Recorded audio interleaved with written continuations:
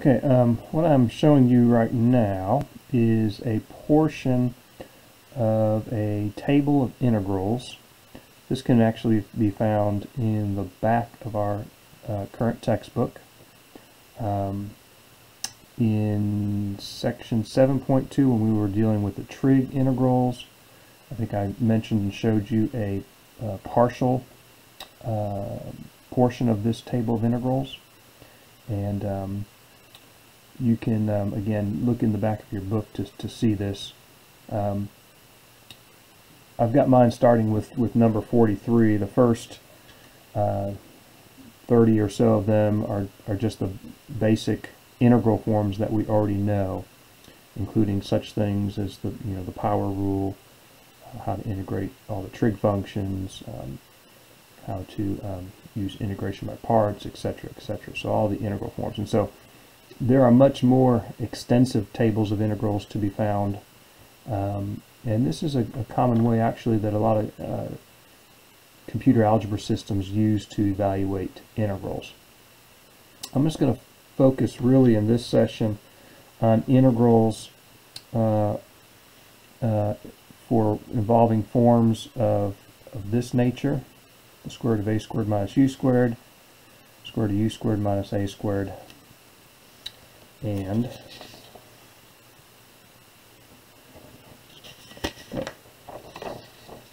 square root of a squared plus u squared. So these forms right here. But there are many other types of forms you can see. This goes up through 111 different integral forms. And so I'm going to show you how to use this. Now, these integral forms, how were they obtained? Well, they were obtained by doing procedures like integration by parts, partial fraction decomposition, trigonometric substitution, etc., etc. And so, sometimes if you're working a particular problem, it may be easier to sort of identify your integrals as one of these forms and then use this result. All right. So normally on the test, if I'm asking you to use a particular method, show it using partial fraction decomposition, then you're not going to be using the table of integrals. Okay, more than likely on the test, if you're going to use the table of integrals, I will tell you use the table of integrals, and depending on and then you would certainly have access to the table of integrals to be able to find the integral forms. So let's see how this works with this example here. And the key is to make sure you get a substitution that works here. So which form would this integral fall under? Which form would it fall under? The a is considered a constant, right? That's positive here. Is it a squared minus u squared? U is the variable part. So our variable part here, the u squared would be 4x squared. Right? So a squared minus u squared? No, that's not right. Is it a u squared minus a squared? No, that's not right. Is it an a squared plus u squared? Yes, that sounds like it is of that form. So if it's a squared plus u squared, then we need to do a little substitution here. And which integral form in our list does this look like then? Well, it looks kind of like number 84, doesn't it? Looks like number 84. With a squared equal to what? 9. Which means a is equal to 3. Remember, we're assuming a is positive, so we're only looking at the positive root. And u squared is 4x squared, or u is equal to what? 2x. Be careful. It's not 4x. If you squared 4x, you'd get 16x squared. So it's 2x. Okay? And so this looks like number 84 in our list. Okay? Now, some of you probably realize, hey, this integral looks to be doable using trigonometric substitution. And you're right. Right? You could certainly do it that way, but we're going to use the integral table, which basically got the formula using that technique. Okay, so someone's done the work for us, and we're just going to identify the correct form. Now, when you do the substitution, you must, very important, right? that you realize, right, that when I choose u to be 2x, that du is 2 dx. And so we've got this 1/2 du equaling dx. So you've got to make the adjustment here. It's important to remember the dx is not equal to du. The dx is equal to 1/2 du. So the first thing is to convert everything over to the u world and make sure it looks exactly like the integral form. In fact, I'm even going to replace 9 with a squared. So this will be the integral of a squared plus 4x squared is u squared. And my dx is what? Dx is 1/2 du. I can pull that 1/2 out.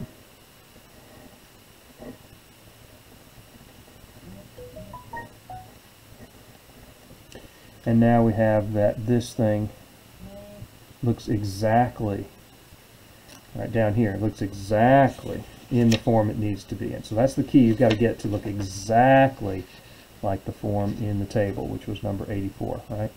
Now what I'm going to do is simply write out everything in terms of u and a that's over here. All this stuff is done for me. This is the output. So again, someone's gone through and worked this out for us already and put it in a table. So every integral of this form, here's the antiderivative. Okay. So I'm going to do that, and then when I do that, what I typically will do is right above the equal sign, the number in the particular table of integrals I'm using. You know, we're going to be using the table of integrals from the textbook, but depending on the situation, right, you would want to indicate which one you're using there. So I'm using number 84.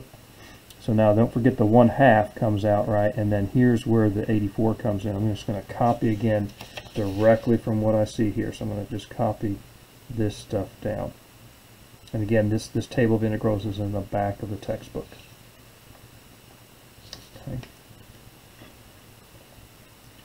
So this is u divided by 2, square root of a squared plus u squared. That's a squared over 2, natural log of u plus the square root of a squared plus u squared. Okay, and then, you know, I'll just at the very end, so it's 1/2 times all this. In the very end, I'll do the plus c, right? Put the plus c. Now, so here's the answer, but we want to clean it up, right? I'm going to first of all distribute the 1/2 through, and then also I'm going to go back to the original variable. Remember, the original variable was not u; it was in terms of x. So everywhere I see an a, I'm going to replace it with 3. Everywhere I see a u, I'm going to replace it with 2x, or u squared with 4x squared.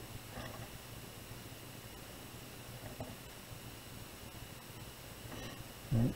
So I get 1/2 times u over 2, so that's 1/4. What is u? Remember, u was 2x. Square root of a squared, which is 9, plus u squared, which is 4x squared.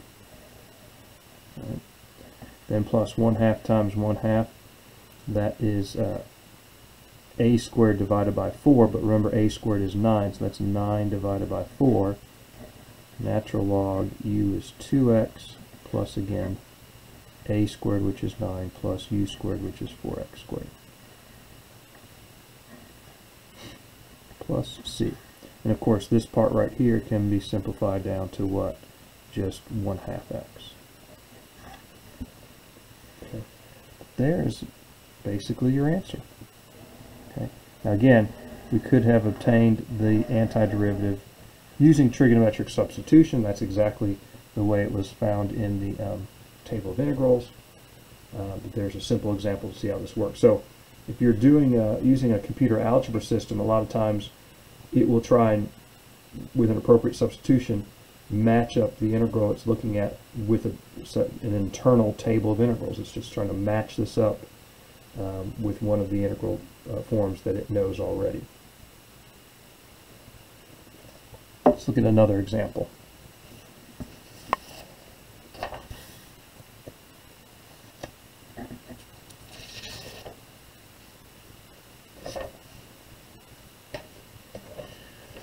So what integral form are we looking at here? If we come back right? Well, this is going to be in this form, a squared minus u squared, right? The u is the variable part, right? So here's the u squared, and the a squared is going to be the 3 in this case, okay? Now, if I'm looking at the list, you know, which one does it look like? It's clearly not this because I'm dividing by something. Well, I'm really not sure, you know, maybe 69, maybe 70. It's got an x cubed down here, but I need to do my substitution first to see. So clearly under the radical, right, I've got 3 is a squared.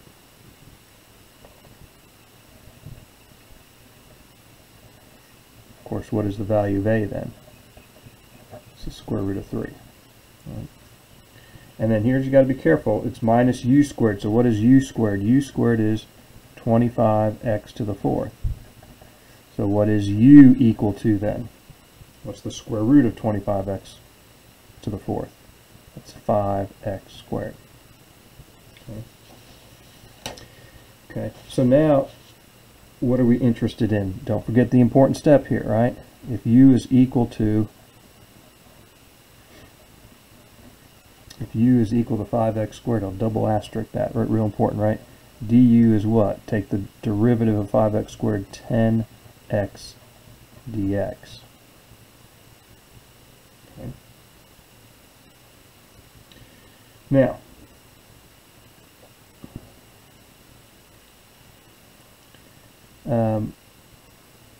how can I deal with all of this, right? How can I deal with all this? Well, if I look at the relationship here, I could, you know, divide both sides by 10x, right? But then I've got my du's and my x's mixed together. So basically, I'm going to have to figure something out here to get this to work. If you notice what I have here, I've got the square root of a squared minus u squared under the radical, and what's left? Dx divided by x cubed. Do you see that? So let's just rewrite this way.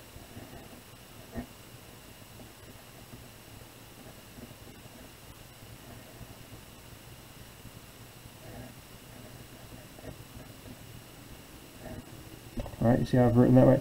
Now when I go back to the u world, I've got the a squared there minus u squared under the radical. This stuff has to be converted to all u's and not just x's. And so what I'm going to do that is right, I'm going to come over here and I'm going to divide both sides actually by 10x to the 4th. 10x to the 4th. And the reason I'm going to do that, of course, what's that going to give me? It's going to be du divided by 10x to the 4th is equal to, what happens when I divide this by 10x to the 4th? The 10's cancel. X divided by x to the 4th is an x cubed. So the reason I did that is to get my dx over x cubed. Okay, that's the first step. Now, here's what it's equal to, but I can't just replace this with this right now because this has to be all in terms of u. All of this has to be in terms of u. How can I get 10x to the 4th to be in terms of u? Well, take a look at what we have right here in this relationship here. And I think we know what to do, I hope. All right. So notice that x to the 4th, if u squared is 25x to the 4th, then x to the 4th is u squared divided by 25, right? If I just divide both sides by 25. What am I looking for? I'm looking for 10x to the 4th. I'll go ahead and write that. 10x to the 4th, therefore, is what? Multiply both sides by 10. And 10 25ths is 2 fifths, right? Divide by 5, right? And that right there then is what I'm going to replace 10x to the 4th with.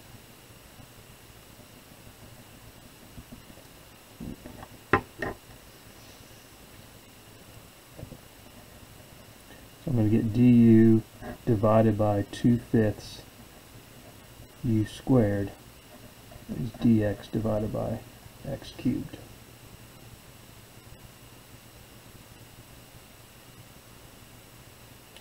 Now let's just clean this up a little bit. Dividing by 2/5, right? 1 over 2/5 is the same as 5/2. So this is the same as 5 multiplying by 5/2. The reciprocal 5 du over 2u squared. I like that form a little bit better.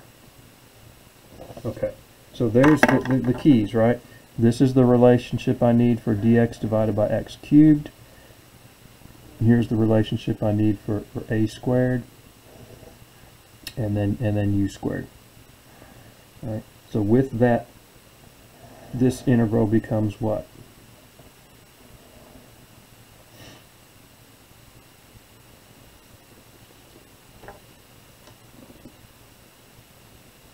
I get my square root of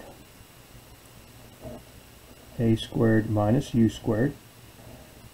Right, for 3 minus 25x to the 4th is u squared. And the dx x cubed is this.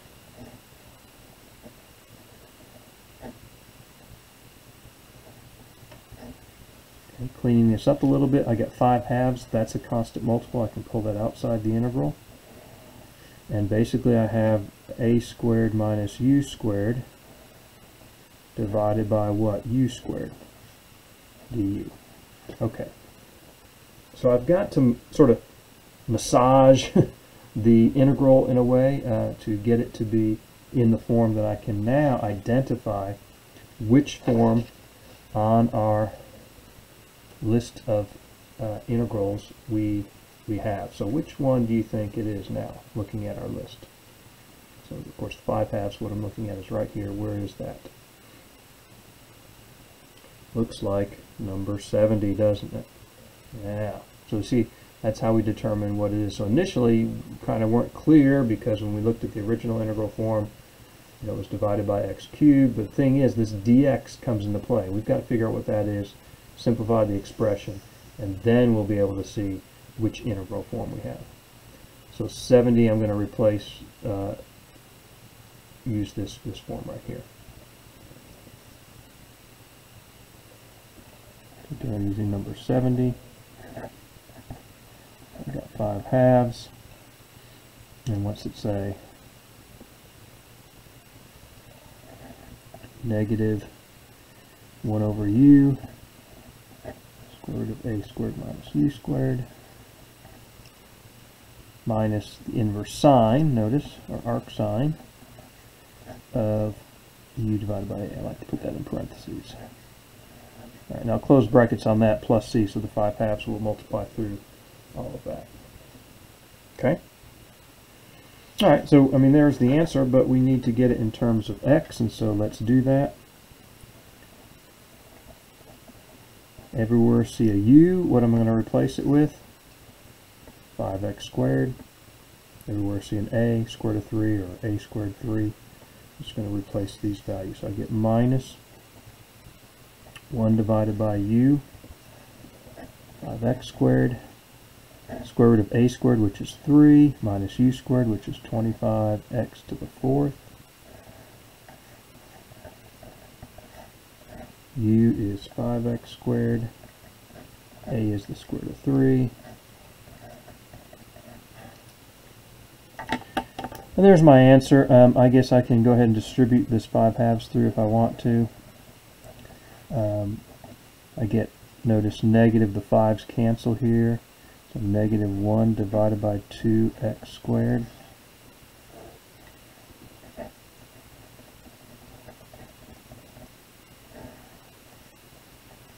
And then 5/2 times this is just 5/2 inverse sine of 5x squared. 5 by square root of 3. Now if you want to rationalize what's inside here, you can. I don't care about that. There's my final result.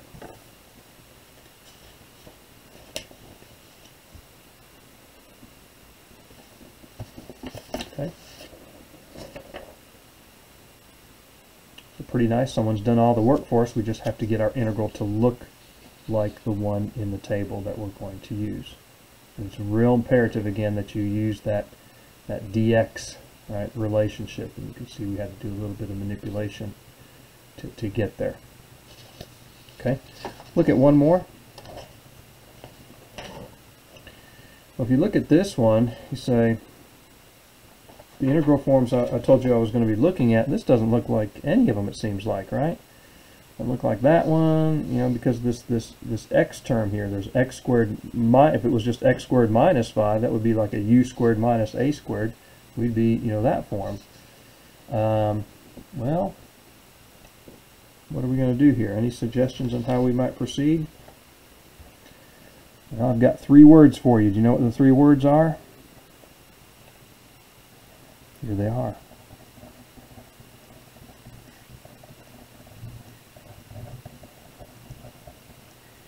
Okay, so if you said that, you get to get a big cookie or something. Okay, if you knew that was what we were going to. So that's what I'm going to do. I'm going to complete the square on this, right, to get in one of those forms. And remember what I do, sort of break that constant -5 out, and I need to complete the square here. How do I do that? Remember, I take half of the coefficient of x and square it. So half of 4 is 2. 2 squared is just 4. So I'm going to add 4. And then I can't just add 4, so I immediately subtract 4, right? So that the net change here is 0. But then what do? This becomes what?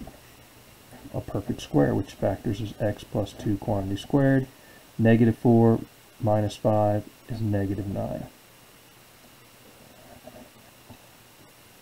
And now, what am I going to do? I'm going to let the u be what? X plus 2. So my du is dx, and this becomes what? Square root of x plus 2 squared, or u squared, minus 9. Dx becomes du. So that's an easy substitution. We had to complete the square, but we get that to work out. And so again, notice my a squared is 9, so a is 3. And which integral form is this? Well, it's obviously the u squared minus a squared ones, and it's number 76, right? It's number 76 right here. So I'm just going to copy these values down, okay? Copy these values down, number 76.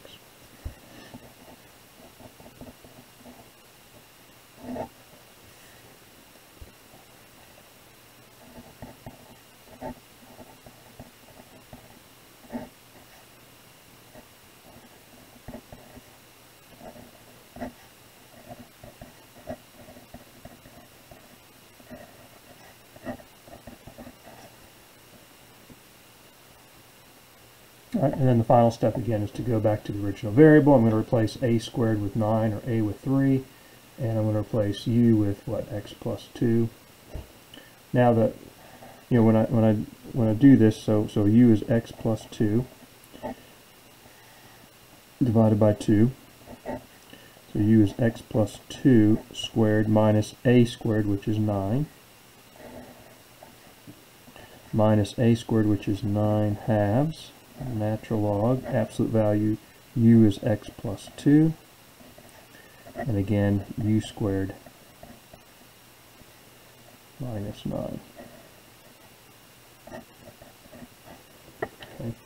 Now, notice you could expand, you know, x squared, x plus 2 quantity squared minus 9. If you remember going all the way back, that's what we completed the square. What's this equal to? It's exactly equal to x squared plus 4x minus 5. So you could just replace this stuff here